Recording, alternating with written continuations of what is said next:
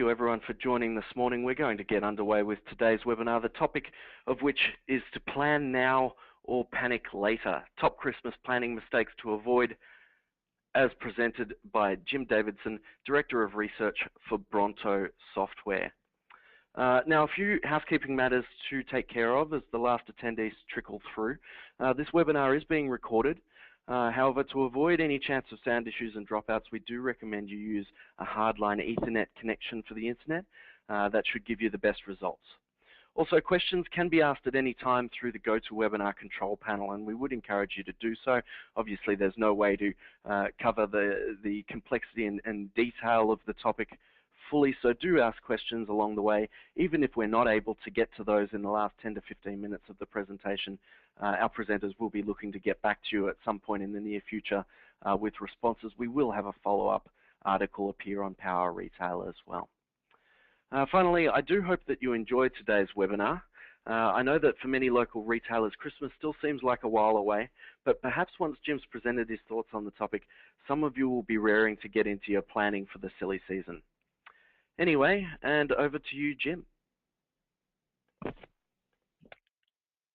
Perfect. Thank you so much, and thanks to all of you for joining us this morning.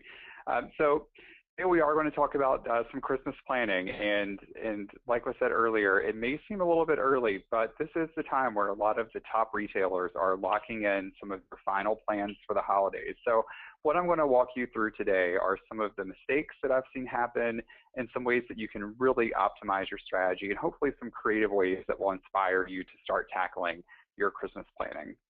So, you know, when we think of Christmas, we think of things that are bright and shiny and fun and festive, but for a lot of us who are commerce marketers, it can be a very stressful time of year. We are overworked, we are overshopped, we're really, you know, getting tackled on both sides. We're the busy consumer and we're also the busy marketer.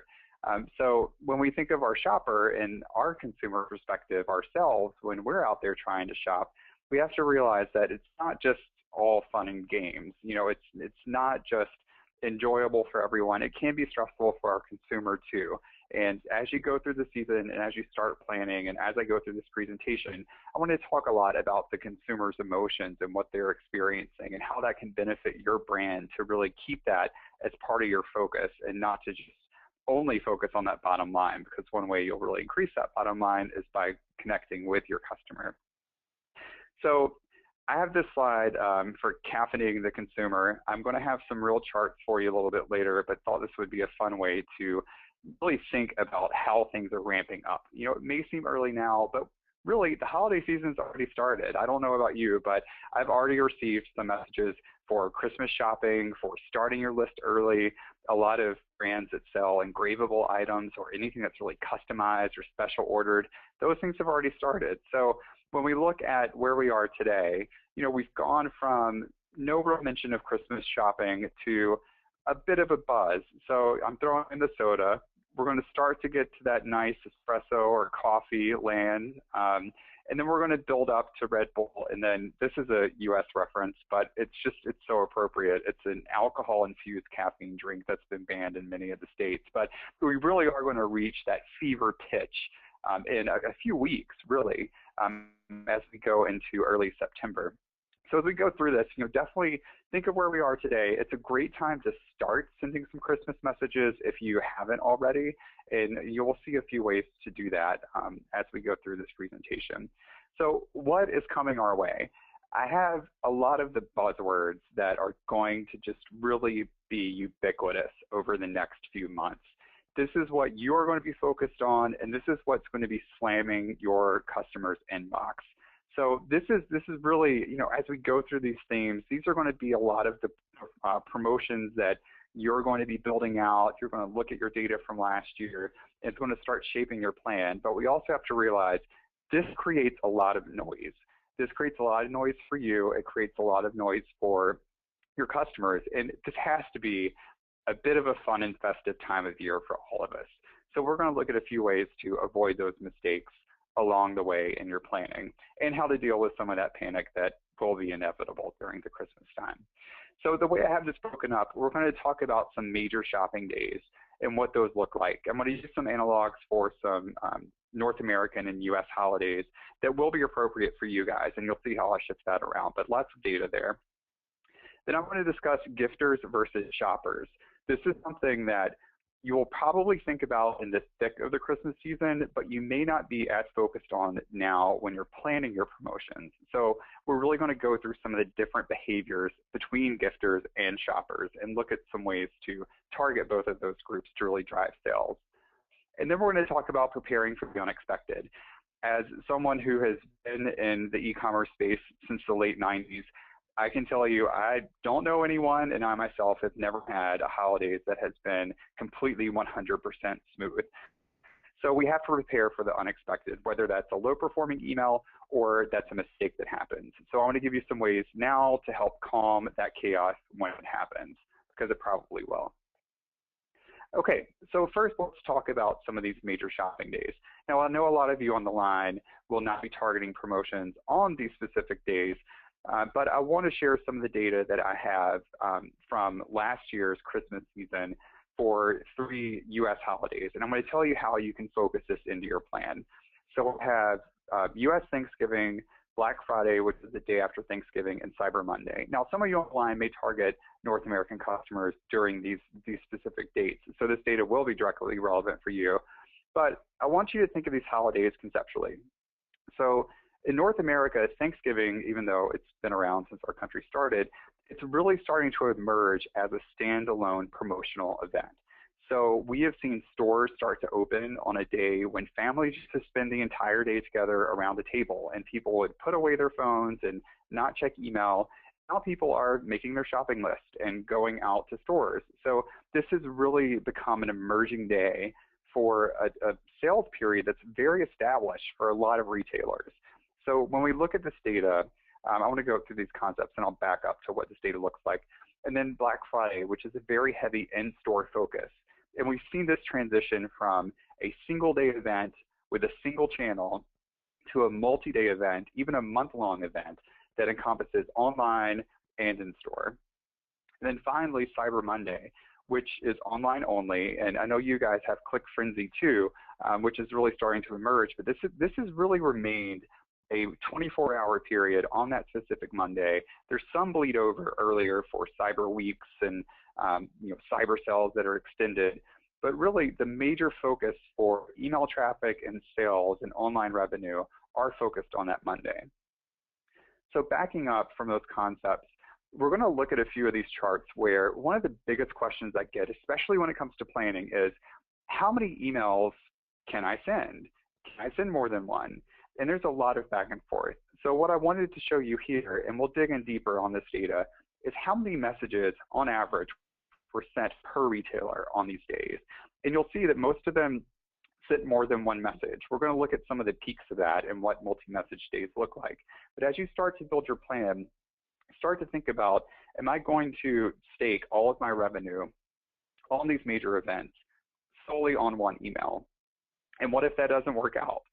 What if it works too well and you run out of inventory and you have to accommodate that and communicate with your customers that what they want to buy is not available? So let's step through some of these. So first of all, I want to look at the emerging holiday, which seems misleading since that's such an old holiday. But when we look at the number of messages that were sent per retailer, over the past 3 years, so from 2011 to 2013, how many retailers only sent one email on Thanksgiving Day, on that one event? And what you'll see is as we progress through the years, the number of messages, the number of retailers that sent only one message has really declined since 2011.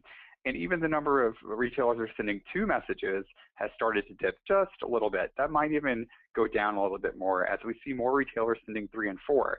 Now, this is not me telling you send 3 or 4 messages to really be competitive and make sales, because you can do that in a very dumb way. And that's one of the mistakes that we're going to look at.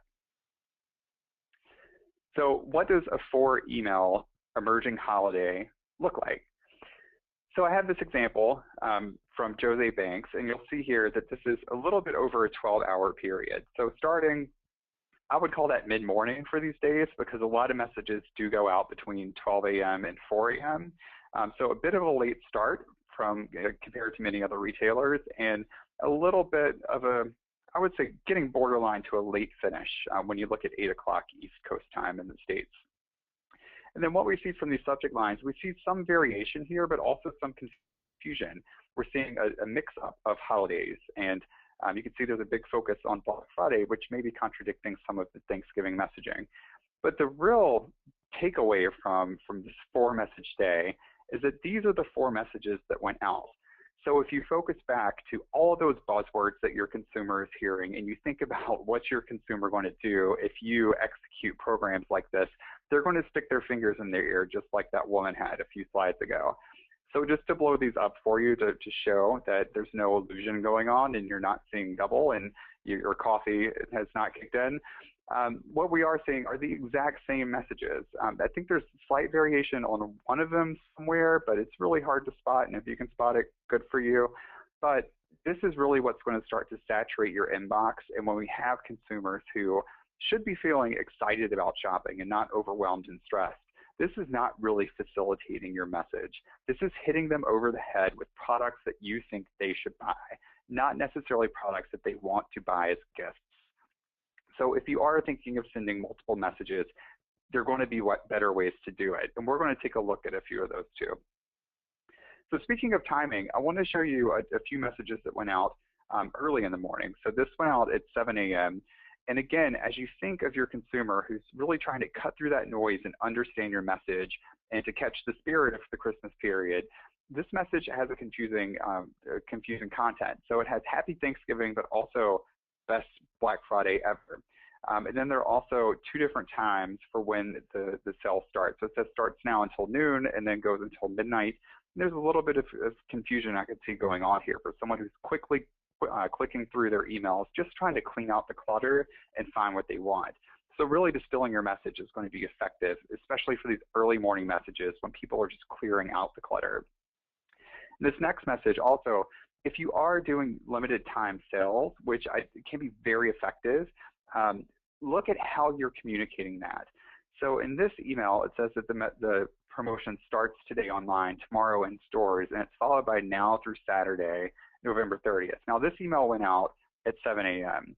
So it's a little bit confusing about what's going on, when does this start, and if you really have to effectively communicate a limited time offer, which part of that is to drive urgency, you want that to be very clear and understood by your email opener. I mean, getting them to open during the Christmas time is a struggle in itself. So, this email, this subject line has a lot going on if you look at the very top above the image. And then once you open the message, the opener may get a little bit lost visually. So moving to Black Friday, and again, we're looking at the number of messages sent within a 24-hour period, the average by retailers. And here we really see the shift from the 1 email sent going down and 2 to 5 messages going up, and a slight decrease in 6. So if you're looking for your threshold of what you're sending, perhaps you're already a high-frequency mailer and you plan to increase your frequency and you're trying to figure out what are some guardrails, I would really take this as a sign to not go above that 4-message cap, because it doesn't really seem to be that effective for a lot of retailers if we're starting to see this trend down over the years. But what we are seeing is that 3 messages has become much more popular over the years, with 5% of retailers sending out 3 messages within the 24-hour period. And again, this is for an in-store focused event. So this is, it's like I said earlier, it's evolved to where it incorporates other channels, but the Cyber Mondays after Black Friday, so a lot of this builds that in-store momentum, and this is when your registers really start to cash in a lot of those sales as opposed to your shopping cart. So what does a forward email look like for an in-store focused event? Now here with Brookstone, we see there's a bit of an earlier start at 5 a.m. and a bit of an earlier finish at 4:20. So again, around that 12-hour period for all these messages. In the subject lines, we see a bit of repetition. So if you are looking at data from last year and you're trying to figure out what's your messaging strategy, everyone says open rates aren't a metric that you necessarily need to focus on, but during the Christmas time, when your consumers and you yourself are getting so many messages in your inbox, subject lines have to be competitive. You really have to fight for the open. And having this amount of repetition in your subject line may lead to a decrease in your open reads, and then that just shuts down the path to purchase for anyone who received that email. So be very careful about repetition. In this sense, in this case, if you're looking at this box, what probably stands out to you is the ends tonight and hours left, which having that in the beginning might introduce a bit of variation in the beginning of that subject line compared to the 15% off 49 and 25 off 99. So what does this series look like? Now, going through here, one theme that you do see, there's some repetition in that second and fourth message, but you see that it's also included in the third message, which is more of a primary call out because it's at the top, but it's also secondary compares to the best gets 35 and under. One thing that you'll notice too is that the channels are specified here. So it's shop and store, and here we do see this bleed over to an online only sale. So there's an exclusivity of 2 different offers and 2 different channels. Now, if I want to buy a $300 item, then that's great, but is it going to be one of the items that's buy one, get one 50% off in a store, or should I go for the 25 off 99?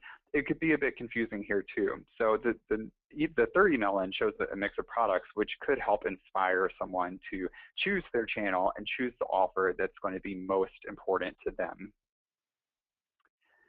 And again, if you're looking to send any Black Friday messages specifically for the North American audience, one thing to be aware of is that Thanksgiving in the U.S. will fall very late in November this year, which will decrease the number of days between Cyber Monday and shipping deadlines. So what a lot of folks did last year was to start sending Black Friday messages early in the month of November or for the entire month of November. So Gordon's Jewelers revealed Black Friday deals every Friday. Now, the back end of this is that the Black Friday oomph, the really gusto of Black Friday, was diluted by the time it arrived, and that could have contributed to Thanksgiving getting a little bit more power, which we saw earlier in the data. And then the second message, which was sent on the 3rd of November, went out by Kirkland's, and it was a 72-hour pre-Black Friday sale. So if you are going to start messaging this theme early, a limited time offer on the theme may give the idea to your consumers that this is all you're going to do, or that you may start something early and not really have the big bang that they're looking for a little bit later in the month. So be very careful how you target this message and timing and setting that expectation, which I think Gordon's did very well here, letting folks know every Friday they're going to get something. And it may have been good to let folks know as the month progresses, the deals are just going to get bigger. And then moving to the online-only event. So here we see that retailers sending only one email really decreased substantially. So this is the month. If you're an online-only business, this is your day. This is your major day. It should be stressful. It should be exciting. The whole range of emotions. You should be worn out when the day's over. So what we're seeing here is that all of the messages really increased. But what's interesting is if you look at those who sent 5 messages, that went up to 1%. So we saw smaller lifts when we got to that range for previous events, but for this online specific day, which still has guardrails of being focused in that 24-hour period, we really did see folks increase the number of messages that they were sending. So I'm going to dig in even deeper into that day since it really is that 24-hour period. So I have the actual volume of messages that were coming in on Cyber Monday for the past 3 years. So what we're seeing in these little bands that are going through is the actual traffic by hour. So you'll see that the early morning hours in the purple line, if you're confused on the slide, the purple line is last year. So what we're seeing is that early morning traffic really decreased. Now this may indicate that consumers are expecting less early in the morning. These events have not become the events that you stay up all night for or you wake up super early for, because you know that retailers are going to have offers throughout the day. So your email may get lost if you're sending it that early in the morning. When someone actually wakes up at 7 a.m. or 8 a.m., they may already have too many messages and yours could be lost. Some retailers want to just get in the inbox to make sure they're capturing that really avid customer who is staying up all night.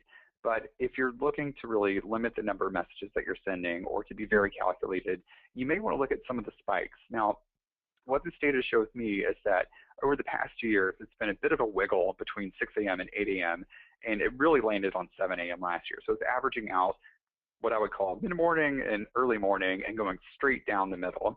So timing those messages, putting in your best offer, setting the expectations for the day around this period of time could be very effective for you. There was also a bit of a bump between 11 and 12, which, great for the lunch hour, especially if people are working on that Monday. It's the first day back to work for a lot of folks after the holiday weekend, so it could be a great time to target them.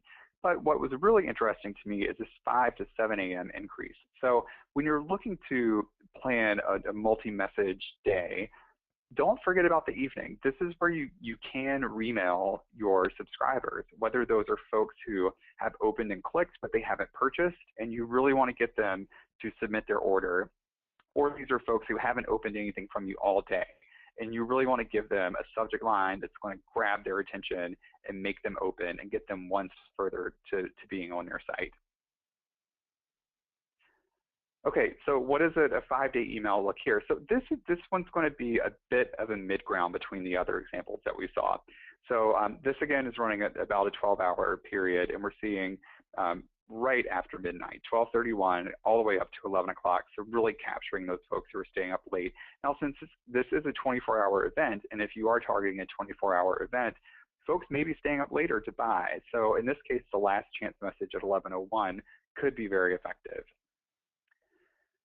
So for these messages, there's a bit of a common theme. I'm sure you can tell. It's the same model, different outfits, except for the, I thought I had an arrow there, except for the final two, well, the first image and the last image. So she's candlesticked a bit in that blue dress. But there's a consistency of the message. There's a reinforcement of urgency between starts now, hours left, and last chance at the very top of the copy. So in this case, I would say if you do have resources that are limited, or if you are trying to get folks on your site without overwhelming them with too many options, if your consumers do not respond well to lots of products in your messages, but they are very aspirational, in this case for certain looks or certain fashion, or if you have consumers that are shopping for themselves as opposed to gifting, this approach can be very effective for you. And then looking at those peak hours in the morning, remember we saw that split between 6 a.m. and 8 a.m. going to 7. So I wanted to point a few things out. Again, this is where you really want to send your strongest message. And this email said last day for a sale. So starting off your day with a last day message doesn't really build that momentum that's going to carry you throughout the day. In this other example, I really saw this as a mess. So Thanksgiving was the Thursday before this event, so they're messaging something that's already passed. Black Friday's already happened, Cyber Monday's happened, and a weekend has happened. So if you are looking at extending any promotion that you're sending out that may bleed over another holiday or another shopping event, be very careful about the clarity of your message and how you're distilling this down to your consumer. When I received this message, I actually thought it was a mistake. I thought they had sent something out that they weren't supposed to on the biggest day of the year. So I'm sure a lot of other consumers may have thought that too, because it just didn't make sense. So make sure your email makes sense. Make sure that it's timely. Focus on what your theme is. Is it building momentum for the day? Is it starting momentum for a certain number of day sale? And make sure that that's the first thing that your consumer sees when they open the message. So next, let's talk about gifters versus shoppers. So I'm going to break this down into 3 pillars. So first, we're going to talk about abandoned cart reminders, then product page abandonment, and finally welcome messages, which seems a lot simpler compared to the other 2, but can be very important during the holidays. All right, so first let's talk about abandoned carts. Now, I'm on a mission to get folks to rethink their shopping cart strategy. Yes, I say abandoned shopping carts, but the problem with that is that there's a philosophy that your consumer is fleeing your shopping cart. They're running from the shopping cart. And then you're looking in your rear view mirror to try to figure out, why are they running? What scared them off? Was the total order too high? Was shipping too long? Was shipping too much? Was tax too much? And you're taking this backwards approach to your shopping cart, which is a hugely effective revenue driver for your program and can be massively important to your Christmas sales. So I want you to take this away. It's a very simple way to shift your perspective on your shopping cart. So this is how we market. We think that all of our customers are really happy, they're thrilled to be on our site, something freaks them out and they leave. But this is how they shop. Consumers are savvy. They know that they can store items in their shopping cart when they're in a store and they look something up on their phone, and they can go home at night on their tablet and they can read reviews, watch product videos or video reviews, and get a better idea about their purchase decision. So get rid of the concept of abandonment and really start to think about how can you help your customers utilize their shopping cart. They're not necessarily abandoning to never come back. They may be utilizing the cart to pause the shopping process while they're switching between channels or devices, or just needing more time to make their purchase decision. So when you think about the holidays specifically, one thing you have to ask yourself is, how does consumer behavior change? Well, there's the obvious. There are folks who shop year-round for themselves to buy things for their home or for their closet, and the ways that they're utilizing the cart can be very different than a gifter who may be trying to figure out, are they going to buy gifts for 3 people on their list or 2 people on their list on your site? Are they going to try to find something else to meet that $99 threshold to save $10? There are a lot of different decisions going on when it comes to a gifter. So what do marketers do? Well, not a lot. So we conducted a study, and I'll give you a link where you can read the study a little bit later. But we asked marketers, how do you modify, and I'm going to change the wording here, how do you modify one of your biggest revenue-driving email programs during the busiest sales-driving period of the year? It's a little hyperbole there in the question, but it's true. And we got a few responses of folks including an offer when they didn't have an offer before, and that can be effective, but it can impact your bottom line if you're discounting everything, and people expect that, and buzz starts to go around and that gets posted. But what was shocking to me is that 1 in 5 retailers make no change to this email. And that just, to me, don't be one of those 1 in 5. There are really a lot of things that you can do, whether it's more of the fun and festive, incorporating the theme of the holiday in there, or some of the other ideas I'm going to give you.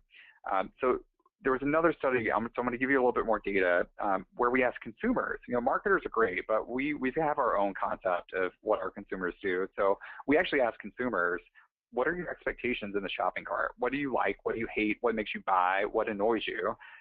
So this study you can get at bronto.com.au/resources. Lots of charts and data if you're into that kind of thing. No pictures, just data. So what I'm showing you here is in that study, and it looks a lot prettier in the white paper, but we're all marketers, so we can look at a spreadsheet, right? So what we're seeing here are elements of the cart reminder email that would make folks come back. So we divided the consumers into frequent shoppers who purchase at least once a week, occasional shoppers who purchase online at least once a month, and then infrequent shoppers who purchase less frequently than a month but have purchased in the past year. So the content elements are, you can scan them as I'm yapping away, but calling out savings, shipping costs, cart expiration dates, a lot of those best of hits of what we include in our cart reminder emails. So an interesting thing happened. Those who shop online frequently are more likely to return to your site for any of the content that you include. So they like these emails. They expect them. They're used to getting them. That's great. Occasional shoppers, however, they're a little bit more neutral. And then those who don't shop online very frequently, they don't like them at all.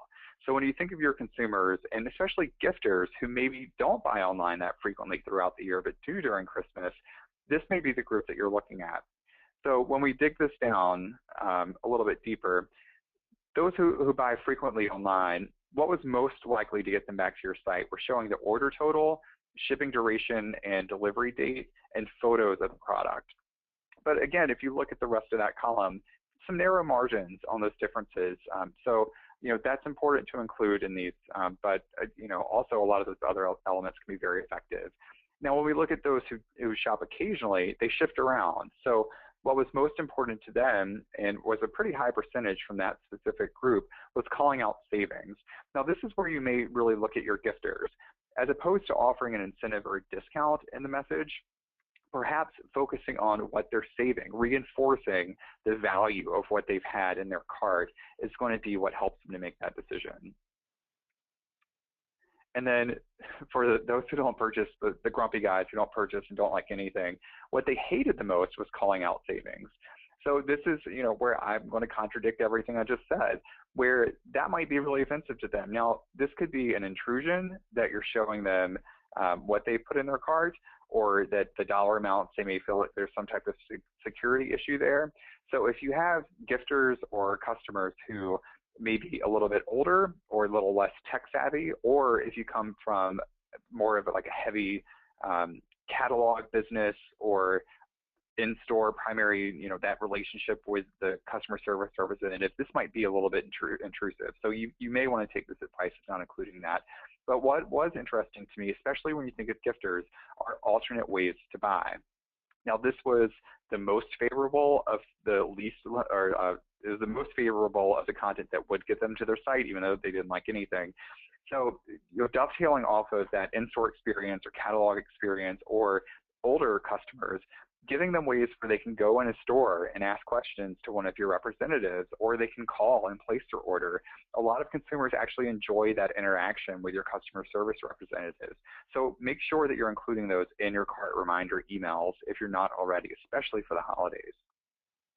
So another way that we slice this data was looking at males versus females. So a lot of you on the call maybe have products that are divided along these lines, or you have gifters who are buying for one side or the other, and this data could be important for you. And what was interesting to me when I did this data, and I have a deeper analysis, and we're releasing something soon that takes a deeper dive, is that there wasn't that much of a difference between males and females in a lot of respects.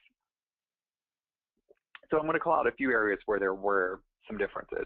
Now, this is showing wish list usage. And the reason I'm mentioning this is as you look at your holiday planning and you're looking at your cart reminders and the entire shopping cart experience, think about how your customers are utilizing that. They're probably storing items. They probably have an idea of a gift that they want to buy, but they aren't sure if they actually want to commit to buying it. So they're dumping it in their cart. Well, a lot of consumers may see that as the first step to checking out. And giving them an alternate way to build those wish lists gives you another set of data, another set of consumer intentions to market against. So if it's aspirational, if it's going to be combining shipping or gift wrapping services, or really marketing more toward that wish list concept as opposed to the carting concept, that can really help you to drive some sales. So when we ask males and females how they would use a wish list or what they would like in a wish list, males and females were about the same as using the wish list instead of the shopping cart, but still 1 in 4 consumers who would replace storing items in their shopping cart with a wish list, that's a pretty significant population who would use this feature. And it gives you as the marketer a lot of data to market to them during the busiest time of year. And then when we look at using both, this jumps a lot higher. So this could, maybe it's just consumers don't want to miss out on a deal, but we did see that females, almost half of females would use both. So they may see some utility in having a wish list in addition to a shopping cart. And then there were the folks who would not use either, and that was stronger for males. So how would you message this? Well, I think one of the biggest downfalls of a wish list is not setting the expectation of how it functions or letting folks know how to use it. So there's awareness and value that are lacking from a lot of wish list tools that are just slapped on websites. So this example from Kirkland, I thought it was festive. I thought it looked really great. It's got a promotional concept, but a few things to take out of it were how to create your wish list. And they even show you on a mobile phone. So what a great way for your consumers who are on the go during Christmas to just simply have the awareness that they can add items to this list to view later. Great way to start to get some adoption to your wish list and to market to folks outside of necessarily just cart abandonment or cart utilization. And then at the very bottom, although this could be a little bit more featured, I guess that more people are probably interested in the giveaway, is how to use the wish list. And so it tells folks you can share, you can print it and shop in stores, you can save everything in one centralized location. There are other value propositions that you can offer your consumer for a wish list that's really going to help them when they're starting to build their gifts list during the Christmas period. So one last gender dynamic here is looking at that same data of what content is more likely to get you back on a site to buy. So the big biggest driver when we look at the layers of male and female was calling out savings and coupon amounts, and that was really strong for female audience. So if your customers are primarily female, this is going to be the most effective piece of content that you include in your shopping cart reminder. And if you're not doing it now, this could mean lost sales for you, plain and simple. That's what they're looking for. But then as we step this up to neutral and less likely, we'll see that some of those other popular elements, when we had the perspective of shopping frequency, are a little bit more neutral. So photos of the products and shipping durations, which can be more complex. So if you aren't able to incorporate those items that were put in the cart in those emails, it may be worth focusing more on how do you get the call out to the savings, how do you include the promotions that are going on, how do you include those other like gift guides that you have. So just to reinforce this, if we have our shopper, our year-round shopper, you may have something like the email on the right, which is very free and breezy and just asks them to come back to their cart whenever they're ready. It's nice and simple. But during the holidays, folks go crazy. I mean, these are your Christmas shoppers right here. They have their carts out and they're waiting. So something like this email from Overstock could be more effective. So here we're seeing, we're seeing the product, a link to the product, quantity, price, major call out to shipping, alternate ways to buy, grand total. In this case, there wasn't any kind of discount or sale. There's a bit of a miss with the value customer personalization. You would think that if they could include all this other data, that they would probably be able to call me by my first name and not valued customer. But this is kind of transition that you really should start to look at for the holidays, that once you have it locked in, once you have everything ready to go during Christmas, this is what's going to help drive some sales for you without a lot of work and without really layering a lot of complexity. So next, let's look at product page abandonment. Now, when I say product page abandonment, I might be getting a few head desks out there. This might be you, but it's really not that complex to do. It's something that has become much more turnkey on a lot of commerce platforms, and a lot of email service providers like Bronto can help you to trigger these messages, and there's not a lot of complexity to do, but now is the time to do it when you have some time. So we looked at the crazy carters earlier. Now these are your crazy Christmas folks who are going to your product page. Now when you think of a product page, that's the first point of entry on your site after your home page. So you have the crazies, and I've got to point a few of these out because I love this image. You have this woman who's just freaking out. This woman I love, she's actually boxing out somebody, blocking her from coming in. Maybe she's shielding her and protecting her, who knows, but a little crazy. And then this guy who looks like he should be on a wanted poster. But again, you have to think of that enthusiasm and that excitement and that curiosity that somebody has when they come to your product page. So yes, it is intense.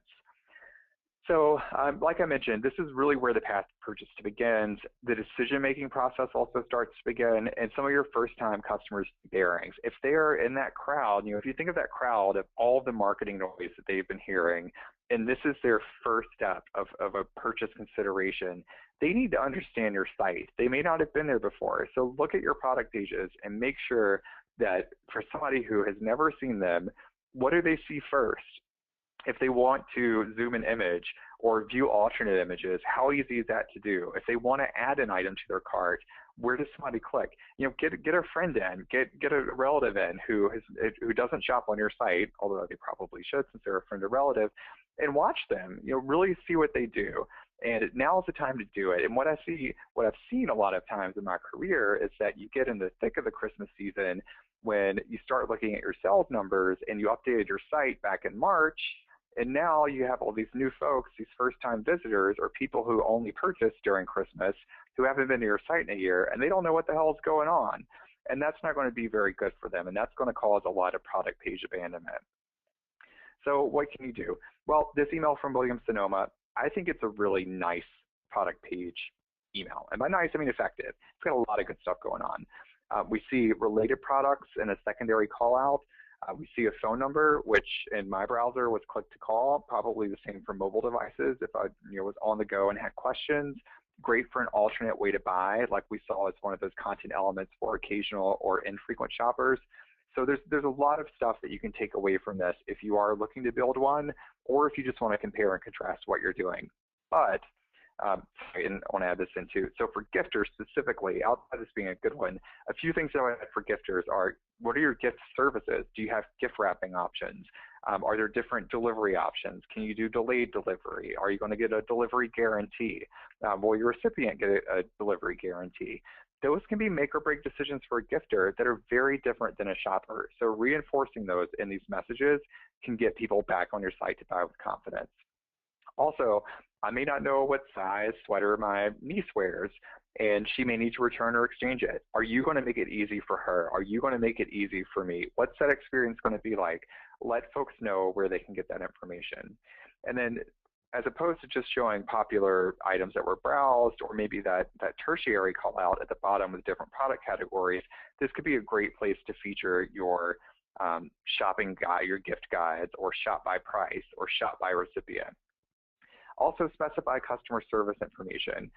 This email says if you have questions, call. But it's not really telling me, am I getting customer service? Am I getting their ordering service? So maybe set that expectation of whether it's a customer service contact number, or if this is a place where you can actually buy or get detailed information. And ship to store is also great to feature if that's something that you have available to your consumers. And very importantly, set limits. So this is the downfall of that message. As opposed to being very effective, if you look at this, I don't have it boxed out, I received all these messages in a little over a month. And every time I clicked on a product in their emails, I received an abandonment message.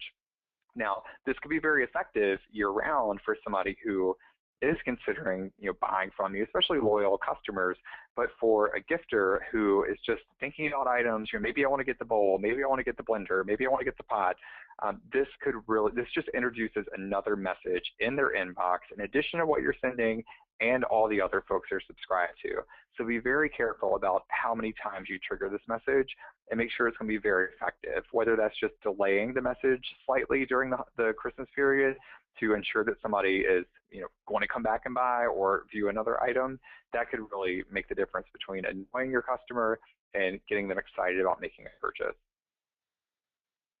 And I want to look at welcome messages. So welcome messages seem so minor.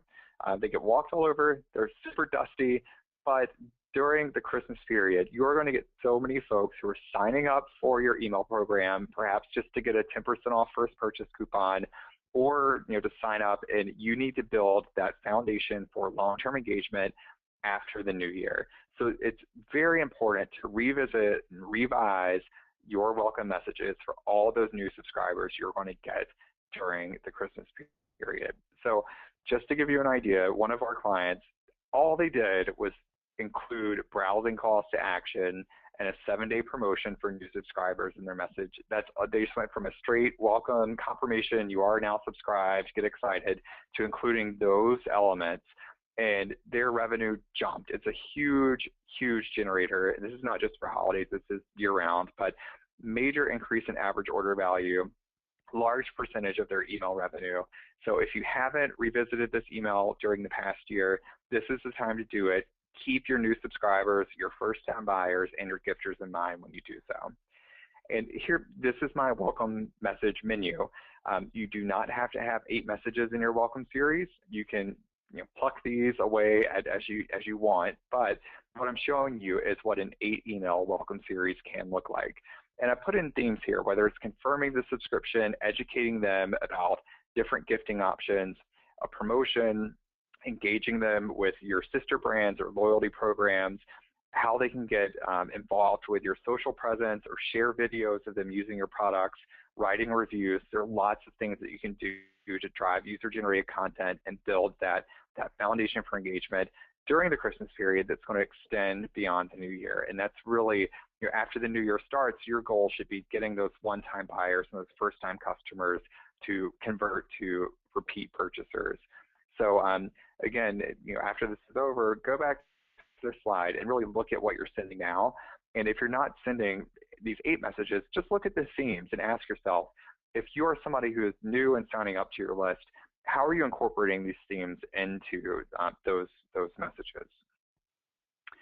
So just to recap, because that section had a lot of information in it. So I want to distill it down for you as a bit of a recap. I'm going to do that at the very end too. But for this section, for abandoned cart reminders, anticipate that intensity around swarming your cart and your wish list, and really think of, how can you build meatier messages for those shortened attention spans during the Christmas period, and make those messages speak to your gifters in a way that's going to continue that momentum, instill confidence, and really make that purchase decision easy.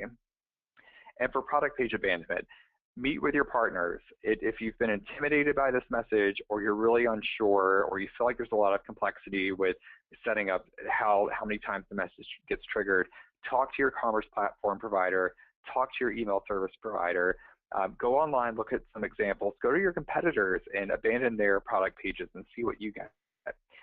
But now is really the time to do it, when you have a few weeks before Christmas gets kicked off, Christmas things start to really come in a whole lot, to figure out all the nuts and bolts and maybe do a little bit of testing. And welcome messages, revisit what you're sending out, revise, compare those themes that I had earlier, see which ones you're missing, which ones are really going to add value, and target those new customers and gifters. So really 3 great ways to distinguish between your shoppers and your gifters during Christmas. Okay, so we're getting a little close on time, so I'm going to zip through this last section, which is the most cynical of it, but preparing for mistakes.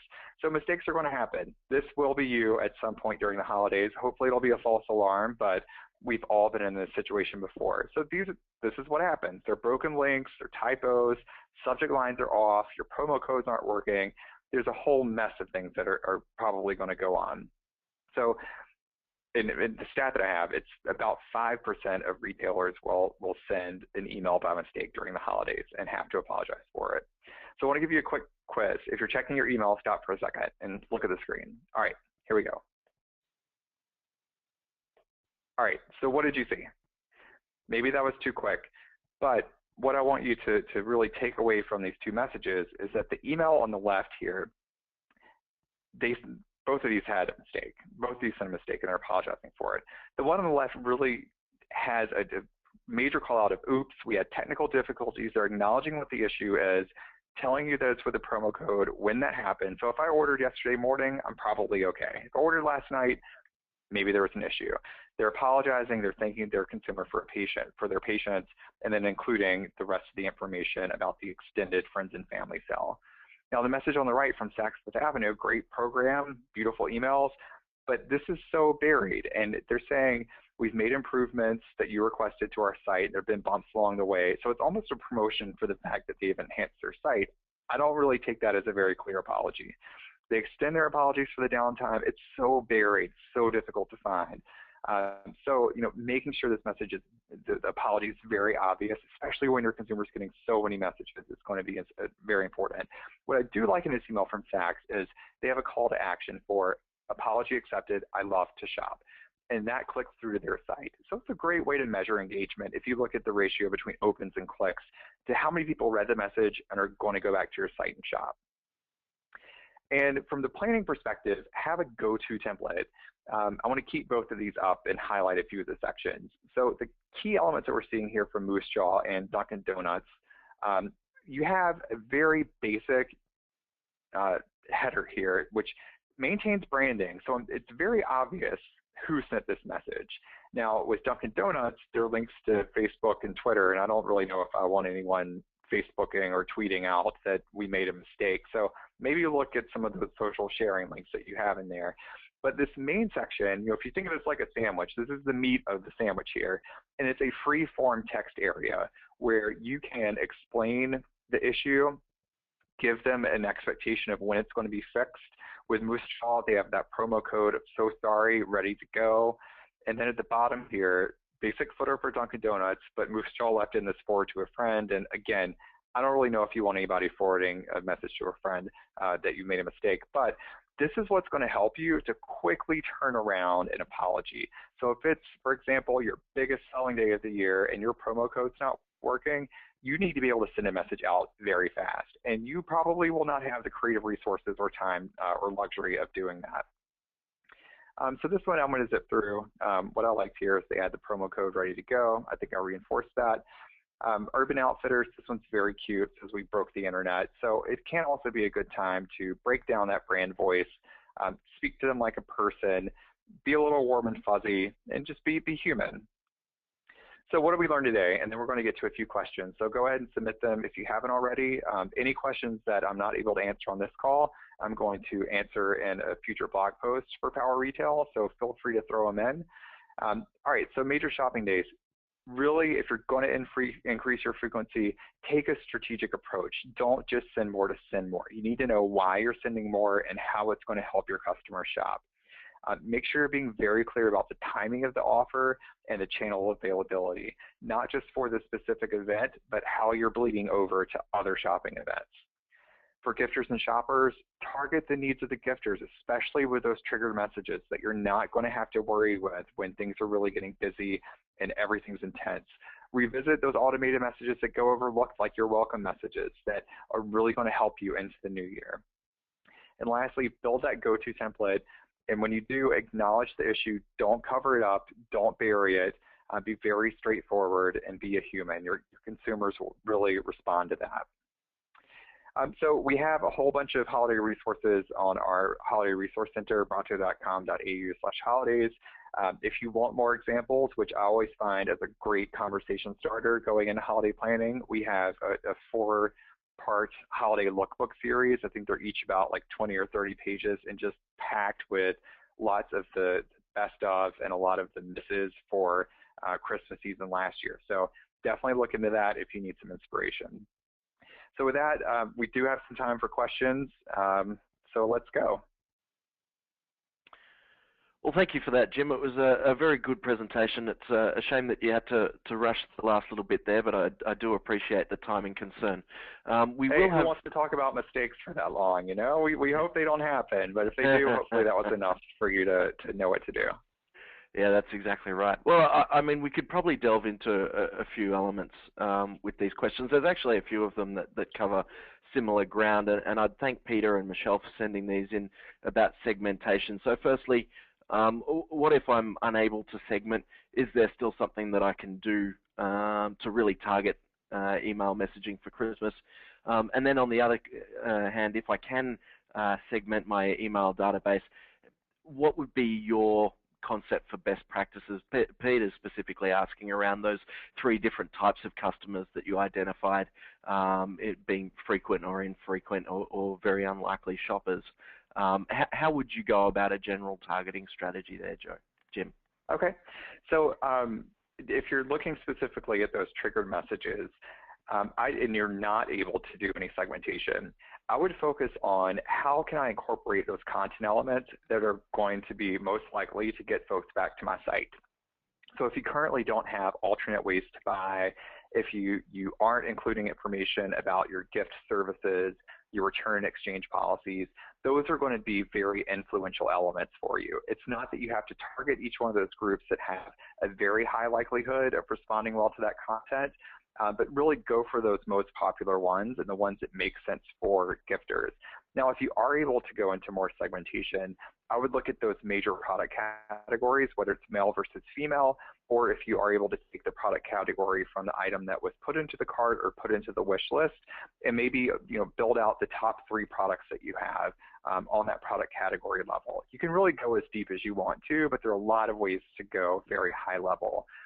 One thing, and I'm not sure from the question, but if you're looking at doing more segmentation with like multi-day messages, for example, I've written a bunch on how to remail strategically. You don't want to send the same message to everyone all day long. So send your first message out, and if somebody purchases, then perhaps you don't want to send them 3 more messages during the day, because maybe another message will get them to buy again, but the likelihood would decline, very much likely decline for that person who's already purchased. But if you look at those customers who have opened your messages and clicked, but they haven't made that purchase, they're showing a lot higher purchase intent than somebody who did not even open your email. So it's not segmentation on the onset of that email if you are just sending to everyone on your list for that first message. But after that's done, look at how folks engaged with that email. and then target your message specifically based on those actions. Perhaps it's changing the creative for those who clicked and purchased to speak more toward the value of ordering, like reinforcing the dollar amounts that folks are saving rather than the product variety, because they've shown you that they've already gone to your site and browsed through some products. It's not that they necessarily may need to see that variety, but it may be, you know, reinforcing that $10 off of 99 is what's going to get them to buy. Fantastic. Jim, just before we go to the next question, I realize that we've got just a couple of minutes left, but I should reinforce to everyone who is still in attendance, please do jot some questions down. Even if we don't have time for them now, we will get back to you in the near future with those answers. So now's the chance to pose a direct question to Jim, who's clearly quite an expert on the matter. Now Jim, on to another question here.